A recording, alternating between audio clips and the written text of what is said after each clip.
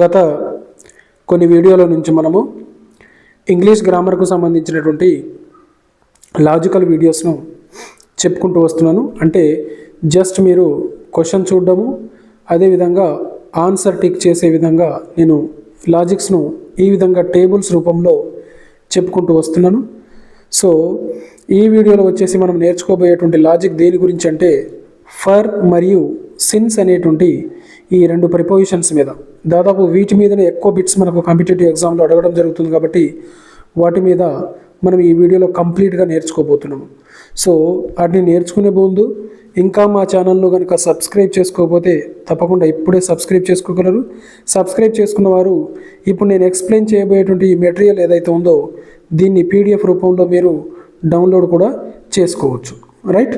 So ఒకసారి for మరియు since ఈ రెండింటిని కన్ఫ్యూజ్ అవ్వకుండా, అంటే ఒక్కసారి నేర్చుకుంటే ఇక కన్ఫ్యూజ్ అవ్వకుండా ఎలా మనము గుర్తుపెట్టుకోవాలనేటువంటిది, ఏమేం లాజిక్స్ ఉంటాయి అనేటువంటిది ఈ వీడియోలో నేను మీకు క్లియర్ కట్గా ఎక్స్ప్లెయిన్ చేస్తాను. సో నేర్చుకోగలరు. సో ఒకసారి చూడండి, ఫర్ మరియు సిన్స్.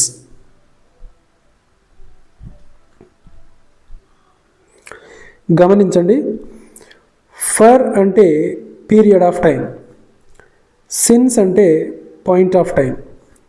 గుర్తుపెట్టుకోండి, ఫర్ అంటే పీరియడ్ ఆఫ్ టైం, సిన్స్ అంటే పాయింట్ ఆఫ్ టైం. అంటే ఒక పీరియడ్ అంటే 2 days 3 days ఆ విధంగా ఉన్నట్లయితే ఇక చూడండి 2 hours 3 days నెక్స్ట్ 2 hours ఈ విధంగా ఉందనుకోండి. రైట్. ఆ విధంగా కనుక ఉంటే అంటే ఎలా 2 hours 3 days 2 hours ఆ విధంగా మనకు పీరియడ్ ఆఫ్ టైం కనుక ఉన్నట్లయితే అప్పుడు ఫర్ ఉపయోగిస్తాం. పాయింట్ ఆఫ్ టైం అంటే జస్ట్ మనకు ఈ విధంగా ఉంటుంది, 2010, మార్నింగ్, లాస్ట్ ఇయర్, చైల్డ్హుడ్ ఈ విధంగా ఉన్నట్లయితే దాన్ని పాయింట్ ఆఫ్ టైం అంటాం. సో అక్కడ మనము ఏం ఉపయోగిస్తామంటే సిన్స్ అనేదాన్ని ఉపయోగిస్తాం. సో ఇప్పుడు మీకు ఇంకో డౌట్ కలగవచ్చు, అసలు ఇది కొంచెం కన్ఫ్యూజింగ్గా ఉంది ఈ లాజిక్, ఇంకేమన్నా ఈజీ ఉంటే చెప్పండి సార్ అని మీరు అనుకోవచ్చు. సో సింపుల్ లాజిక్ చెప్తా, గమనించండి. ఇప్పుడు డెఫినేషన్ మాత్రమే చెప్పినాను నేను. ఫర్ అంటే పీరియడ్ ఆఫ్ టైము, సిన్స్ అంటే పాయింట్ ఆఫ్ టైం. ఇప్పుడు ఇంకా ఈజీ లాజిక్ ఏంటిదంటే ఎండింగ్ విత్ ఎస్. ఫర్ అనేటువంటిది ఎక్కడ ఉపయోగిస్తామంటే ఎస్ తోటి గనక ఎండ్ అయితే వర్డ్, దాని ముందు మనం ఫర్ ఉపయోగించాలా సిన్స్ ఉపయోగించాలా అనే డౌట్ వచ్చింది అనుకోండి, ఎస్ లాస్ట్కు ఉంటే ఫర్ ఉపయోగించాలి. ఫర్ ఎగ్జాంపుల్ 2 hours దేంతో ఎండ్ అయింది, ఎస్ తోటి, అంటే ఇక్కడ ఫర్ 2 hours. ఎస్ తోటి కనుక ఎండ్ కాకపోతే సిన్స్ ఉపయోగించాలి. 2010 ఉంది, ఎస్ ఉందా లాస్ట్కు, లేదు, అంటే ఇక్కడ ఏమొస్తుంది, సిన్స్ వస్తుంది. మార్నింగ్ ఉంది, ఎస్ తోటి ఎండ్ అయిందా, లేదు, అంటే ఇది సిన్స్ వస్తుంది. 3 days ఎస్ తోటి ఎండ్ అయింది, అంటే ఏమొస్తుంది, ఫర్ 3 days.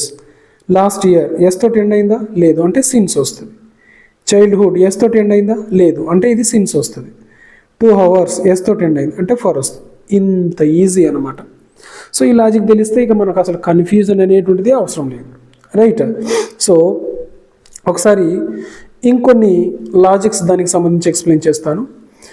అర్థమైంది కదా. ఫర్ అనేటువంటిది ఎస్తో ఎండ్ అయినప్పుడు, సిన్స్ అనేటువంటిది ఎస్ లేకుండా ఉన్నప్పుడు అది స్టార్టింగ్ పాయింట్ని తెలియజేస్తుంది. అయితే ఫర్ ఇంకా తెలుసుకోవాలంటే, ఇంకా టఫ్గా ఇస్తే హౌ లాంగ్, ఎంతసేపు అని క్వశ్చన్ వేసుకోవాలి. How long, 2 hours. How long అంటే 2010 అని ఆన్సర్ రాదు. హౌ లాంగ్ అంటే మార్నింగ్ అని రాదు. హౌ లాంగ్ 3 days గుర్తుపెట్టుకోండి, అలా క్వశ్చన్ వేసుకున్నా మనకు ఆన్సర్ వస్తుంది. హౌ లాంగ్ లాస్ట్ ఇయర్ అని వస్తుందా, లేదు, డ్యూరేషన్ ఉండాలి, 2 hours. సో ఈ విధంగా ఇక్కడైతే when 2010, since 2010, when since morning, when since last year, ఆ విధంగా క్వశ్చన్ వేసుకుంటే మనకు ఆన్సర్ వస్తుంది. When since childhood. రైట్. ఈ విధంగా మనకు ఆన్సర్ అనేటువంటిది దొరుకుతుంది. దాని తర్వాత ఇంకొన్ని లాజిక్స్ ఉంటాయి, అవి కూడా ఎక్స్ప్లెయిన్ చేస్తాను, ఒకసారి గమనించండి. నెక్స్ట్ హౌ లాంగ్ అయిపోయింది కదా. హౌ లాంగ్ అంటే ఇక్కడ మీకు ఎగ్జాంపుల్స్ కూడా ఇచ్చా. 2 hours, for 5 days, for 10 years. గమనించండి, లాస్ట్కు ఎస్ ఉంది. ఎస్ ఉంటే ఫర్ ఉపయోగించాలి. Next since morning, since yesterday, since 5 PM. వాటికి ఎస్ ఉందా? లేదు. ఒకటే లాజిక్, ఎస్ ఉంటే ఫర్, ఈ ఎస్ లేకపోతే సిన్స్. రైట్. ఇప్పుడు బిట్స్ మనము చేద్దాము, గమనించండి. I have been waiting dash 2 hours. లాస్ట్కు ఏముంది? ఎస్ ఉంది. ఎస్ ఉంటే ఏం ఉపయోగించాలి? ఎస్ ఉంటే for. She has lived here dash 2010. లాస్ట్కి ఎస్ ఉన్నదా? లేదు. అంటే ఏం ఉపయోగిస్తాం? Since. She has lived here since 2010. We have studied dash morning. We have studied dash morning. ఇక్కడ ఎస్ ఉందా? లాస్ట్కి ఎస్ ఉందా? లేదు. అంటే ఏమొస్తుంది answer? Since morning. He has been ill dash 3 days. So ఇక్కడ ఆన్సర్ ఏమొస్తుంది? లాస్ట్కు ఏముంది అనేటువంటి చూసుకోవాలి. సో ఈ క్వశ్చన్కి ఆన్సర్ మీరు కామెంట్లో తెలపగలరు. ఫర్ సిన్స్ వస్తుందా అనేటువంటిది. Next question. They have worked here dash last year. So last ఇయర్లో లాస్ట్కి ఎస్ ఉందా? లేదు అంటే ఆన్సర్ ఏమొస్తుంది? సిన్స్. ఆన్సర్ ఏమొస్తుంది మనకు? Since. They have worked here since last year. Next. I have known him dash childhood. I have known him dash childhood. లాస్ట్కు S ఉందా? లేదు. అంటే ఆన్సర్ ఏమొస్తుంది? Since. I have known him since childhood. She has been reading dash 2 hours. లాస్ట్కి ఏముంది? S ఉంది. S ఉంటే ఏమొస్తుంది answer? For. She has been reading for 2 hours.